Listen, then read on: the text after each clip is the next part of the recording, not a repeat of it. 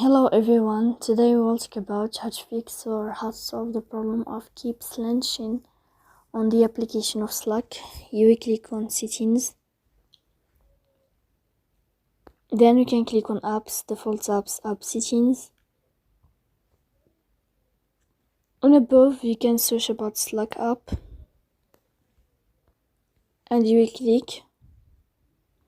Then you can click on first stop and you can click OK. After that you'll enter to the window of storage.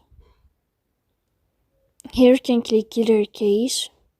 Don't click clear data because that can delete your account.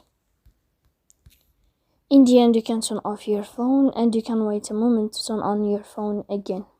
So please don't forget to support us by like and subscribe. See you next time in another video and thank you for your attention and you are watching.